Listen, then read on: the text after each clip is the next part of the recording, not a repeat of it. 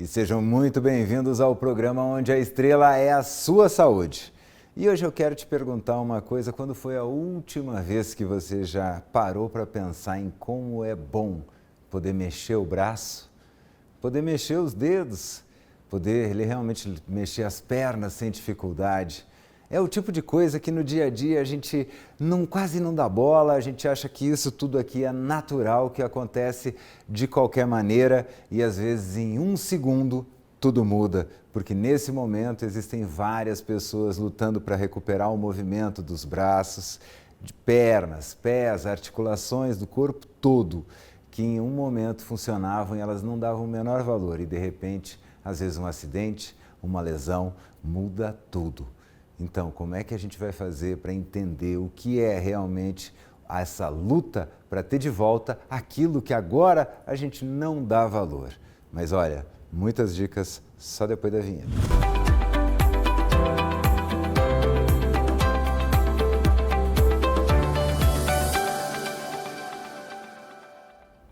E já estou aqui no estúdio com o fisioterapeuta e gestor em saúde, Dr. Eduardo Carneiro. Seja muito bem-vindo.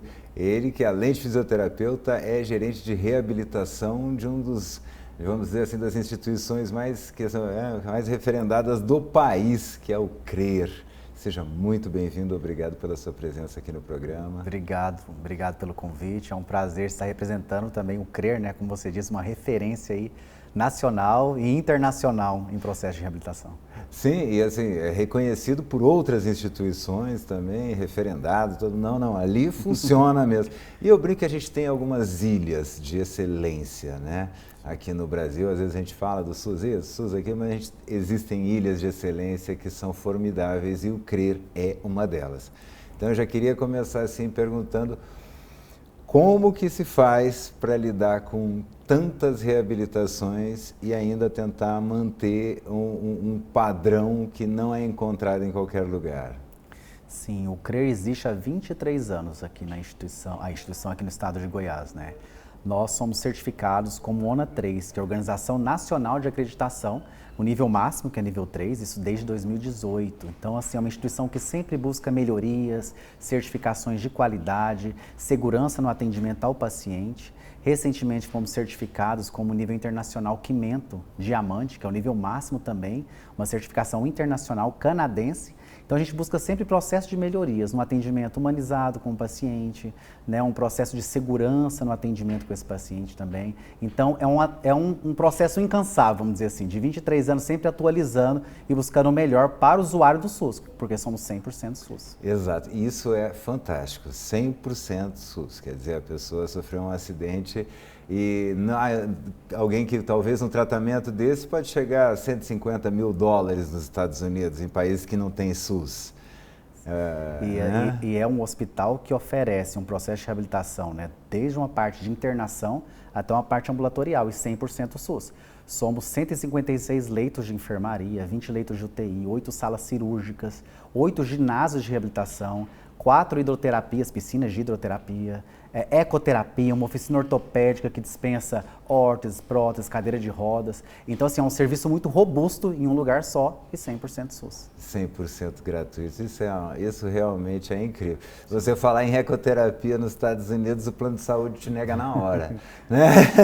E aqui... Porque lá não tem SUS, pessoal, acha aquelas séries americanas de médico lá, é tudo pago, não tem nada de graça não. E você estava falando, é interessante isso, porque eu estava falando até na questão física, né? Quando eu apresentei até o programa, eu falei até na questão física, de mexer o braço. Uhum. Mas às vezes alguém que sofreu um acidente grave de trânsito, a pessoa ela vai ficar, além do travamento, digamos assim, da articulação, o travamento muscular, ela vai ficar com um travamento também psicológico. Sim. Então, como é que é? Quando fala em... Por que não é, vai fazer a fisioterapia? Por que não fala só fisioterapia, fala reabilitação? Geralmente, esse paciente que tem um pós-acidente, uma lesão neurológica, né, vai ser politrauma esse paciente, essa pessoa que teve acidente, né, muitas das vezes acidente moto também, e o politrauma traz lesões extensas, neurológicas, que podem ser necessárias reabilitações não só físicas, mas psicológicas, cognitivas, uma reabilitação para alimentação. Então, a gente precisa acompanhar esse paciente num processo de reabilitação multiprofissional. Né, uma abordagem tanto da fisioterapia, fonoaudiologia, psicologia, um médico, a parte da educação física, terapeuta ocupacional. Então, é uma gama de profissionais para conseguir reabilitar e muitas vezes não conseguir reabilitar de forma plena, mas readaptar esse paciente. E como que você consegue enxergar quais serão as necessidades daquele paciente, quanto tempo de reabilitação?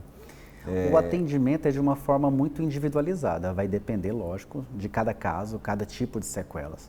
Mas o processo nosso no CRER primeiro ele passa por uma avaliação médica, após essa avaliação médica ele passa por uma avaliação global, é uma junta médica, onde tem uma equipe multidisciplinar. Então tem um médico, um físio, um fono, um TO, um psicólogo, um assistente social e um enfermeiro, que vai avaliar esse paciente de forma global. Quais são as demandas desse paciente nessas categorias profissionais? A partir daí, nós vamos montar o plano terapêutico singular. Qual que é o projeto terapêutico singular para aquele paciente? Singular por quê? Porque ele é individual. Então, aquele paciente pode apresentar sequelas diferentes de outros, né? E ter demandas sociais também diferentes de outros. Não adianta eu chegar para um paciente e falar que vai ser necessário ele vir no CRER 4 vezes por semana, ele não tem condições de transporte. Condições financeiras de transporte é para 1 vez por semana. Então, eu tenho que ouvir a singularidade tanto física quanto social também. Então, nesse momento, a gente ouve o paciente, faz essa avaliação global desse paciente, multiprofissional, e a partir daí vai traçar esse plano terapêutico, né? Ele vai fazer fisioterapia 2 vezes por semana, fonoaudiologia, vai precisar de um exame, vai precisar de uma cadeira de rodas, tudo isso é traçado nesse momento, para a partir daí ele começar a executar esse plano terapêutico singular realmente desse paciente. E quais são, digamos assim, você falou que tem quantos leitos de enfermaria? 156 leitos 156 de leitos. enfermaria. Existe, digamos assim, o campeão de ocupação desses leitos? Eles são separados em 3 perfis. Então nós temos o perfil de clínica médica, o perfil cirúrgico e o perfil de reabilitação. Realmente o cirúrgico é a rotatividade mais rápida, um número muito maior, né, das cirurgias. Porque a gente faz tanto cirurgias eletivas quanto cirurgias de trauma. Então, por exemplo, fratura de fêmur, às vezes idoso, é um grande volume, né? Então, a cirurgia realmente roda mais rápido. Também pacientes que às vezes teve um trauma por algum acidente. Então, isso acontece também. Temos os leitos de reabilitação.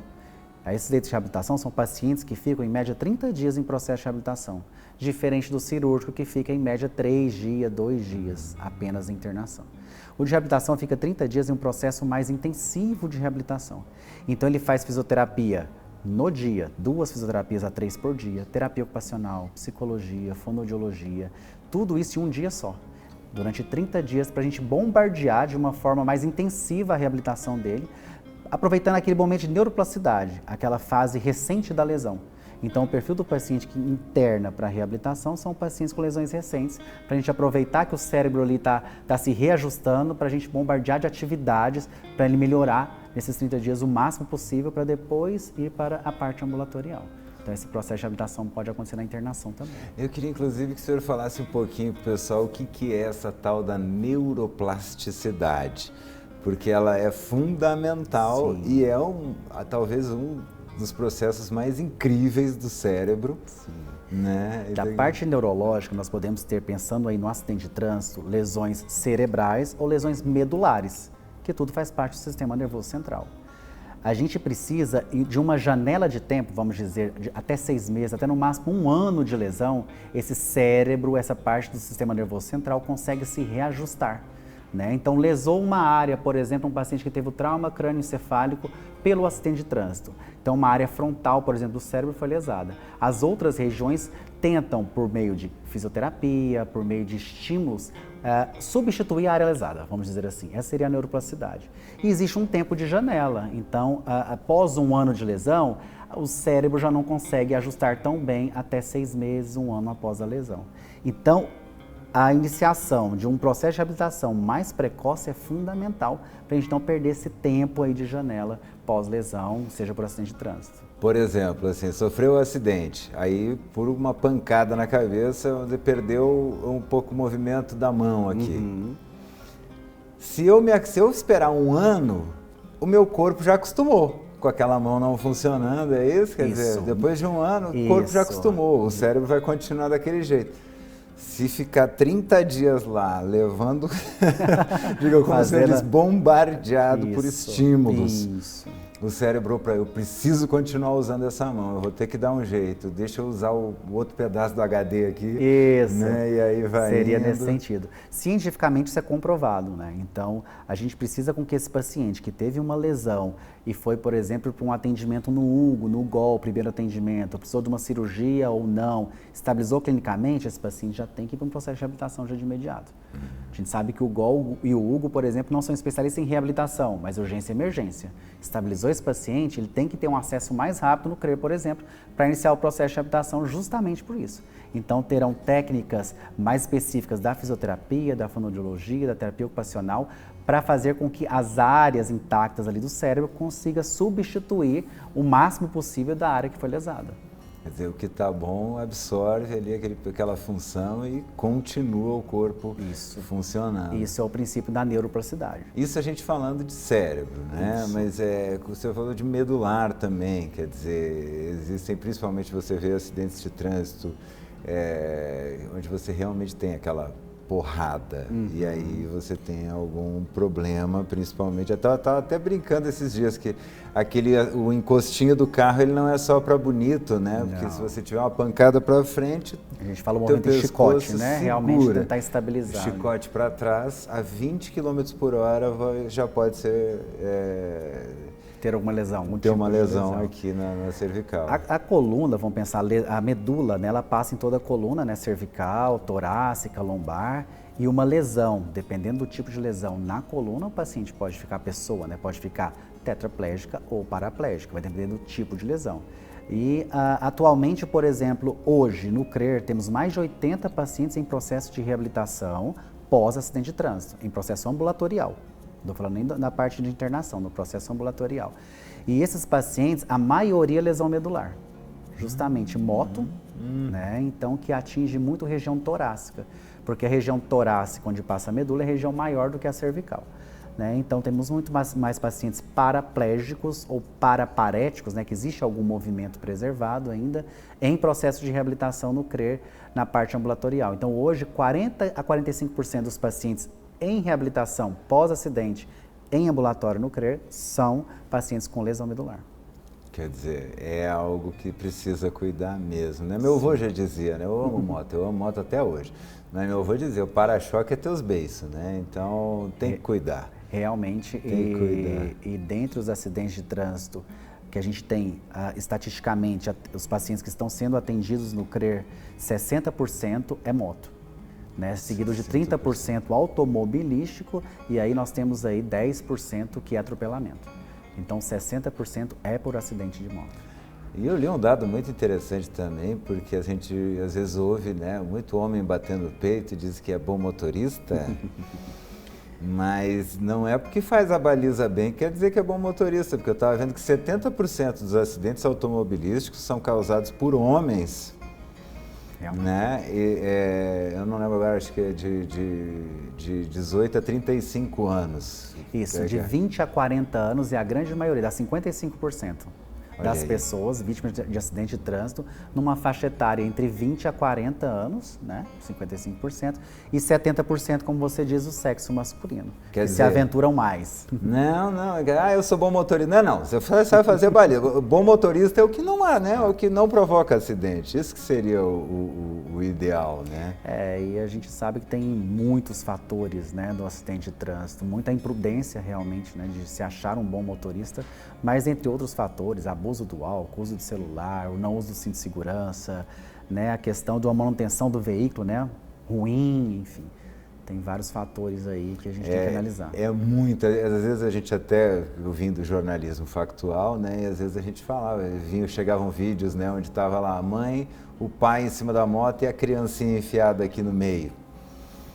Então eu sei que às vezes é muito fácil a gente olhar e falar, nossa, que absurdo, que perigo, mas às vezes é a única maneira que a família tem para levar aquela criança para a escola. Tem uma questão social então, aí também. Isso que eu achei interessante que o senhor falou lá no começo. Tipo, o paciente mora longe, não adianta eu prescrever algo para ele que ele não vai conseguir cumprir. precisa ser realista, né? A gente tem que avaliar de uma forma, a gente fala muito biopsicossocial, né? A gente precisa avaliar toda a parte biológica, né? A lesão, enfim, a parte física, a parte motora, como você disse, perdeu o movimento, mas a parte psicológica é a parte social, né? Então não adianta hoje a gente ter um olhar só como profissional da saúde, né? Então, às vezes, o médico, a equipe de saúde vai centrar o tratamento no conceito dele, né? Então, assim, eu como médico acho que você tem que fazer isso, mas espera aí, será que ele, o paciente, a família vai conseguir executar aquilo que está sendo prescrito? Então, hoje a gente tem que avaliar muito mais e isso passa por certificações em saúde, o CREA hoje é certificado, como eu disse no início, que a gente tem que começar a virar esse olhar. O olhar não é para a equipe de saúde, o olhar é para o paciente e o familiar. Ele realmente tem que falar o desejo funcional dele, a questão social dele, para a gente mediar e a partir dali traçar um plano terapêutico. Então não é centrado no médico nem na saúde, é centrado muito mais no paciente e no familiar. Sim, genial. Quando você muda a ótica, você muda tudo. Sim. Né? Sim. Eu gostei, depois eu quero falar sobre essa história do biopsicossocial, que eu adoro as coisas que eu aprendo aqui, as palavras que eu aprendo. Mas você falou na questão do familiar. A família, qual é o papel da família numa recuperação dessas? Olha, é fundamental e a gente vê que muitos familiares, muitas famílias mudam a dinâmica, né? Então, às vezes, quem teve o acidente é o provedor da casa, né? É o pai de família, é o que tinha moto, que fazia entrega, né? Que sustentava a esposa com 3 filhos, enfim. Então, muda todo o contexto familiar. Né? Geralmente ele vai precisar de um auxílio, né? Um auxílio, estou falando motor mesmo, ele fica dependente nas atividades de vida diária. Ele fica dependente para vestir uma roupa, dependente para se locomover numa cadeira de rodas, ele fica dependente para um banho, para se alimentar. Então vai depender de um terceiro. Então mais uma pessoa da família, vamos dizer, é afetada, né? Para ficar ali para cuidar de quem teve uma lesão neurológica muitas vezes grave. Então a dinâmica familiar muda toda.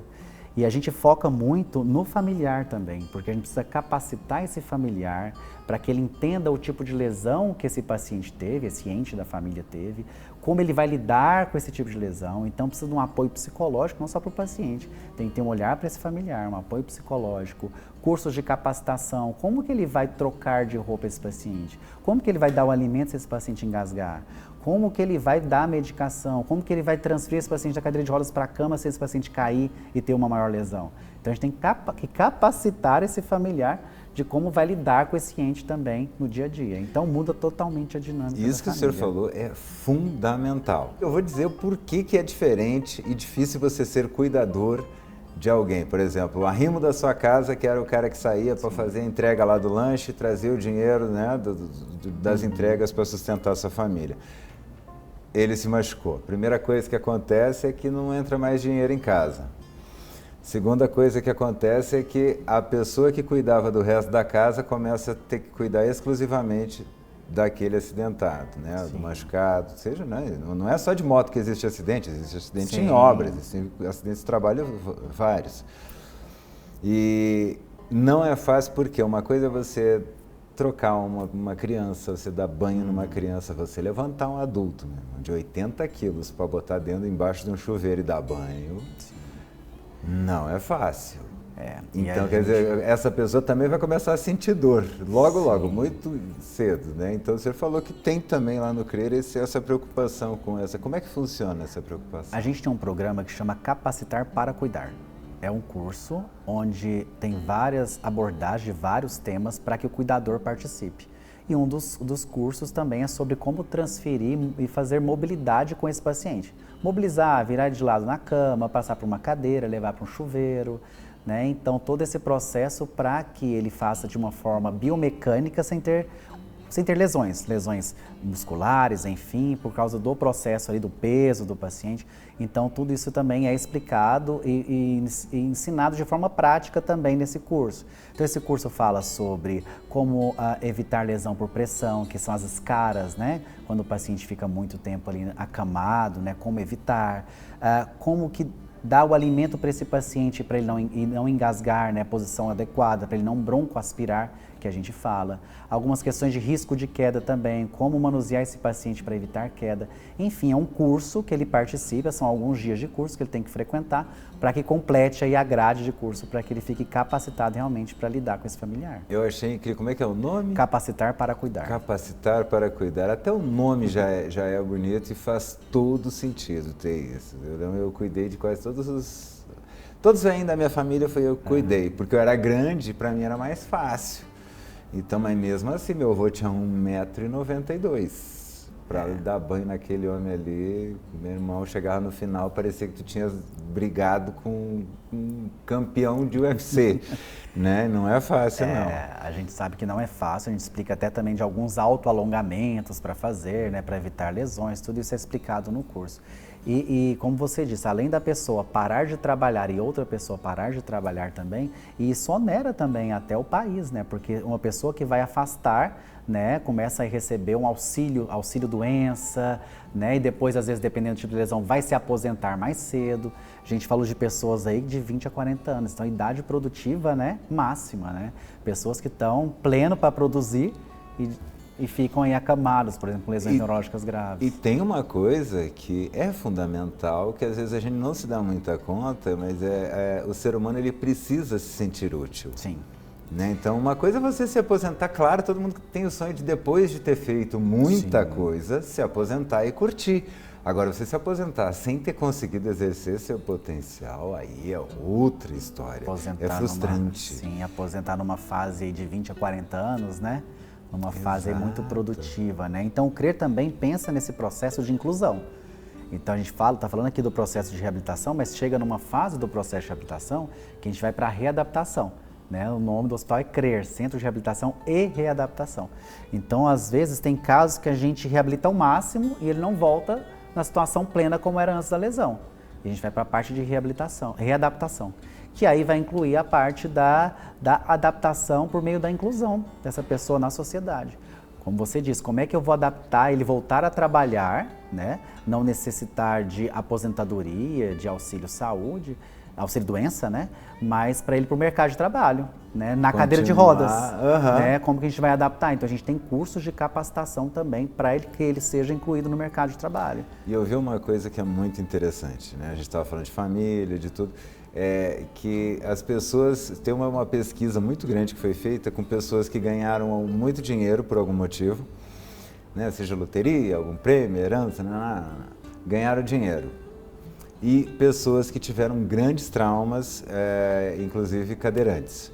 E aí a pesquisa chegou na seguinte conclusão: depois de 6 meses, você volta a ser o que é. Você ganhou na loteria, você vai ter 6 meses de apogeu, loucura, gastação, alegria louca. Depois de 6 meses, você volta a ser o que você era. Se você era uma pessoa triste, deprimida, você vai ser uma pessoa muito triste e deprimida com a conta bancária cheia. Você vai ter pequenos momentos de prazer, mas aqueles pequenos momentos eles vão ficando cada vez mais comuns e você, depois de 6 meses de novidade, não é mais novidade. E quem foi parar numa cadeira de rodas depois daquele primeiro impacto violento, daquela primeira depressão, depois de 6 meses, se ela era uma pessoa feliz antes, ela vai continuar sendo uma pessoa feliz, mesmo em cima de uma cadeira de rodas. O senhor consegue enxergar isso no CRER? Sim, a psicologia trabalha todo esse processo, né? A gente fala do processo de luto, né? O processo de negação, de revolta que esse paciente tem, essa pessoa tem, quando tem uma lesão incapacitante, né?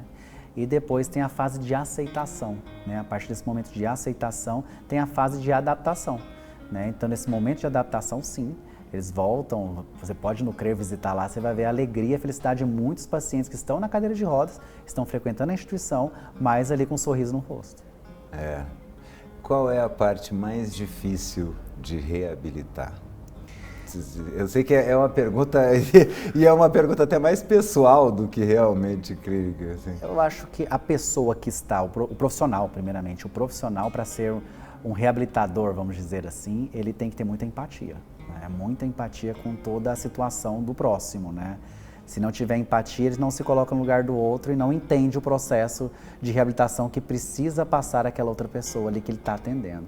Eu acho que esse é um primeiro momento aí, desafio a pessoa que está ali frente ao paciente, né? E um grande desafio é a família, né? Eu acho que a família ela tem que estar incluída no processo de habitação. Se ela não estiver incluída, se não tiver uma rede de apoio muito boa para aquele paciente, o processo de reabilitação muitas vezes vai ser furado, né? E não vai ter sucesso. Como eu te disse, às vezes tem paciente que não tem condições de mobilidade, então ele vai precisar de alguém que coloque no carro e transporte essa pessoa lá para o processo de reabilitação.